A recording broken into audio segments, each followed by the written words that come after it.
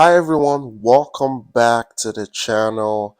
Today I'm going to be discussing Nacua's performance last night against the New Orleans Saints.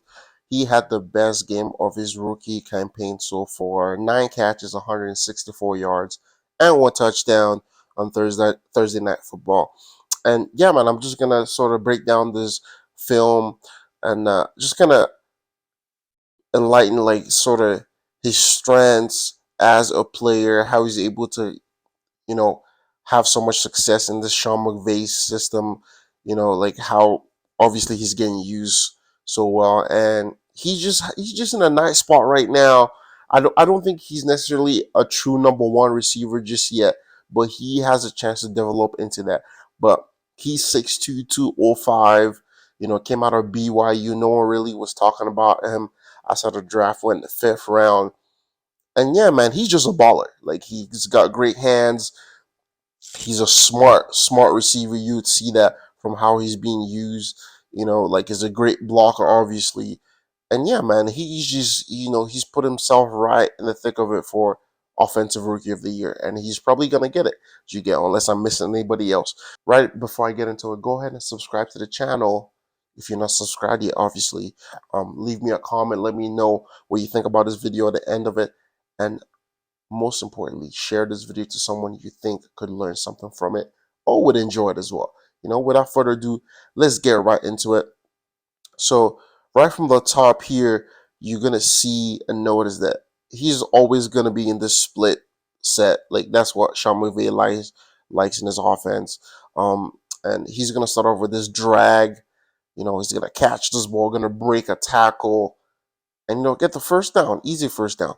And there's one thing I noticed when I was watching this. He reminds me of Juju Smith-Schuster, um, rookie campaign at the Pittsburgh Steelers. Like, he was getting used, like, sort of in this, like, second receiver slot right behind Antonio Brown, and he had a lot of success. Because he's a big, tough dude that could catch the ball and could have some yards after the catch. First touchdown here, you're gonna notice he's gonna find a spot right here, soft in the zone, fourth down, right? So you can see that they trust him. He makes himself a decent big target, and Matt Stafford really comfortable with him, speaks highly a lot of his rookie, and he just gave him the ball here. Nice, easy touchdown. This is easy. You're gonna notice here he's again always gonna be in this split set, and lots of the time, like, he blocks, right, and they have a really good running back. He's a stud back, the Kyron Williams, in the second year out of Notre Dame, and defenses are trying to set out to stop him because he's been killing it. Like, if you watched over the last 2-3 weeks, ever since his comeback, honestly, from his injury, he's been having 100+ yards damn near every game. So Puka is just gonna fake sort of like chip block here and get up on this over route, and it's gonna be a nice easy catch. Again, you're gonna notice, right, like, because he's looking like he may block, the defender that is in charge of defending him has his eyes in his backfield because of Kyron Williams. So that sort of plays perfectly into the offense's hands here and naturally creates a lot of separation. And he's gonna catch it. He's gonna break tackles. He's gonna get some yards after the catch. Here is again going in motion, and you can just see, just based on the Sean McVay system, he's thriving in it. This motion creates so many issues, and obviously they're keyed in to stop Cooper Cup. That's the number one guy you're gonna stop, and he's just eating right now as the number two receiver. He's just eating, like, getting open, nice easy catches. He has really good hands. You know, I seen that catch last week, a couple of weeks ago, when they played the Ravens in the rain, no gloves, and this guy was making a diving catch, all hands. If you seen that Arian Foster catch from years back, that's what it reminds me of. Like, so he's got really good hands, and he's a smart receiver as well. Here they got this bang post, 5-step slant, basically. Nice pitch and catch there. And yeah, man, look, all of his reps are, he's just going to be operating behind the line of scrimmage. I want to refer to him as almost the third tight end, the honorary tight end, honorary lineman, but can run routes and catch the football. This is the best, like at least his deepest catch and best play of the day. He's coming out here in motion. You see him giving a little hezzy tempo. The DB is thinking he's going to break on this out because he slows down and he accelerates and gets beyond them. And this is a hell of a catch right here. You can see his ball skills here on this replay. Slows down. This is not an easy catch, right? Defenders all over him. Possibly slight case of PI, but we call this an and one. You know, the ball comes out late here, but he's already down. So they give him the catch. He's under the plate, right? Like Stafford missed him. This is wide open. As like I was saying, like I think he's more of a number 2 receiver here, not quite a number 1 receiver. But one thing he is really good at is really good at using his hands. He's really good at using his hands and being physical. Like I said, 6'2", 205, and he's gonna let you feel him. Here he goes again. Simple arm swat, gets the DB out of his way. Wide open.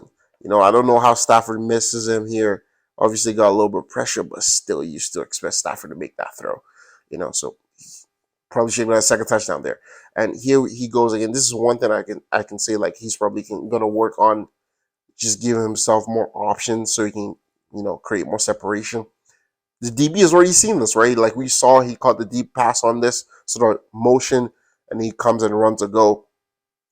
He is never like straightened up to give himself a two-way go here. Like he's all leaning either a go or an out. That's the angle that he's like his body language is giving right now to the DB. So the DB is sort of already narrowed in on those two routes that he could possibly run. Did you get? So one thing I'd like to do, and if you notice on my previous breakdown on CD Lamb, I like him when it comes here to just straighten up, like face up on the DB, so you can look like, okay, maybe I'm gonna go inside or maybe I'm gonna go outside. But right here, the DB is just shading him towards the sideline, and he doesn't really give the DB much to think about. Like, you have time here. Look how much time Stafford has to make this pass. Like, so that would be one thing I'd say. Like, he can work on just being more creative and setting up. And he'll probably learn that a lot from Cooper Kupp, right? Like, Cooper Kupp kills DBs. Like, he knows how to set DBs up. 1 move, 2 move, 3-step moves. Like, he's really good at that. So yeah, and you can see they love this jet motions with him. Like he gets this a lot, And here it is again. Is he like speed cutting here? Is he breaking down and jabbing to inside to go back to the out? Like he just sort of just wins with his physical nature here. Like just with the arms straight up. Obviously an accurate ball from Stafford. Easy pitch and catch, But that's the one thing I'd say, would be something to work on. Look at him again, winning with his hands, right? He does the fundamentals really well. Like he's like if you seen on my Instagram recently, I posted a video of basically a receiver just accepting contact to his chest and not having a game plan whatsoever, looking for a PI call. Puka would never have that happen to him. So he's gonna give just a simple 1-step jab here, and he's gonna rip through. Look at his arm come rip through with his arm, and he's gonna come with that outside arm swat. And he's just flinging DBs easily. This is what I love. Like when you become an elite receiver is when you can route DBs up, you can be creative, and also you can be physical as well. Like right now, he's got the fundamentals down and the physical nature of playing this position now.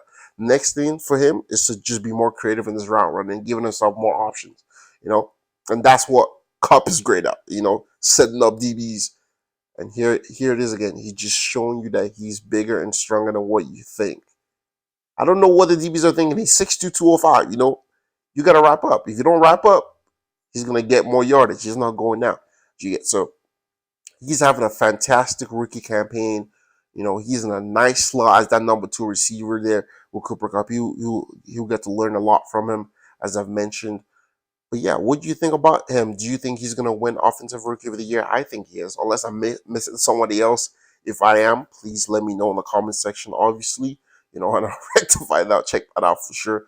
But yeah, and he's in a great offense. He's going to learn from one of the best offensive minds in Sean McVay. And yeah, the Rams are heating up, man. They have Kyron Williams in the backfield. They have Kupp back. Stafford seems to be hitting the stride again. Right now, they're set to have a playoff matchup with the Detroit um, Lions, and that would be a storyline again for Matthew Stafford going back to play Detroit in Detroit. Do you think they could do some damage, possibly kick out the Lions? But yeah, they're a dangerous team, man, because they have a four-headed monster. Like I said, Stafford, Kyron Williams, Cup is back, and obviously you have Puka thriving because he's like, no disrespect, he's not the main target for defenses to stop, right? They're going to talk about Cup. They're going to talk about Stafford and Kyron Williams. Kyron Williams has been balling out, have 100 plus yards damn near every single game since he's been back from injury. But yeah, man, they're going to be a tough out in the playoffs. And honestly, if I'm talking like Detroit Lions versus the LA Rams, even if they played in Detroit right now, like I'm tempted to pick. You know what? I am picking the Rams. Like I think the Rams would still win that game. They still have Aaron Donald. That guy can still play. And they have a great Super Bowl winning coach in Sean McVay. So yeah, let me know how you think the Rams will fare in the playoffs. You think Puka deserves? Well, he definitely deserves to win Offensive Rookie of the Year, but you think he's gonna win it? And yeah, let me know in the comment section. Don't forget to subscribe to the channel, like, and share it to someone you think you might enjoy or learn something from this. And I'll see you guys in the next one. Appreciate you.